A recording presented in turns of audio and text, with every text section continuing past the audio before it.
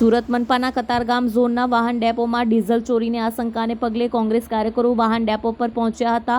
Depot supervisor દ્વારા diesel ચોરીના કેરબા રૂમમાં રાખ્યા હોવાના કોંગ્રેસ કાર્યકરના આક્ષેપો લગાવવામાં આવ્યા હતા। સમગ્ર મામલે કતારગામ પોલીસને જાણ કરતા પોલીસ ઘટનાસ્થળે પહોંચી તપાસ કરવામાં આવી હતી।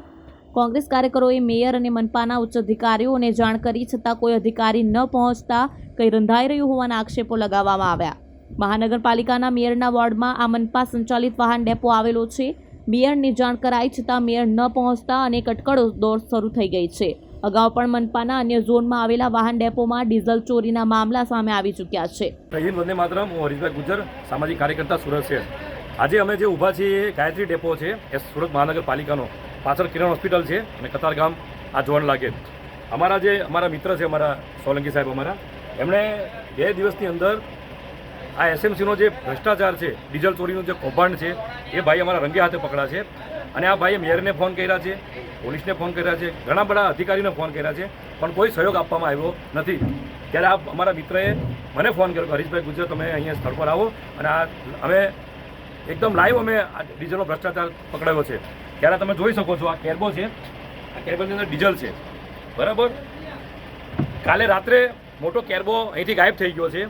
અને સૌથી મોટી વાત, એસએમસી જે જગ્યા સીસીટીવી કેમેરા મૂકે છે લોકોને પકડવા માટે, ગાડી 2 વ્હીલ 4 વ્હીલ સમજા જે ડિટેન કરે છે નાના ગુનેગારોને, તો ગાયત્રી ડેપોની અંદર સીસીટીવી કેમેરા કેમ મૂકવામાં નથી આવ્યા? આમાં શું મોટું કારણ છે?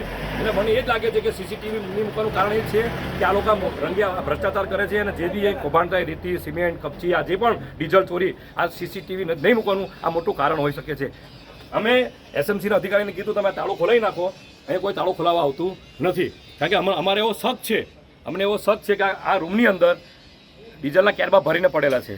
અને આગળ અમે લાઈવ ઉતાર્યું છે, આપણે સ્થળ પર જશું આગળ, કે ત્યાં અમારા આગળ આ કમ્પાઉન્ડ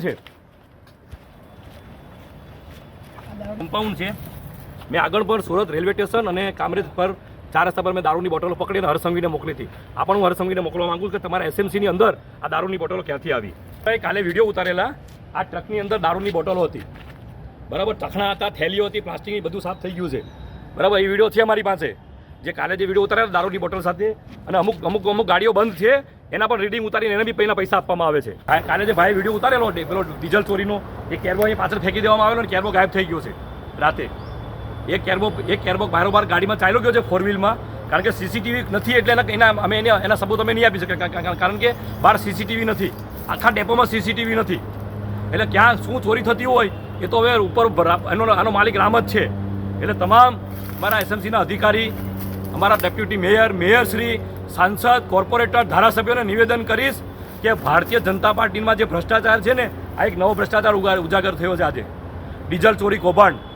મેં વર્ષો પહેલાં ફૂટપાથનો ભ્રષ્ટાચાર મૂકેલો કે ભાજપના રાજમાં દર 4 વર્ષે નવો કોન્ટ્રાક્ટ આપવામાં આવે ફૂટપાથનો।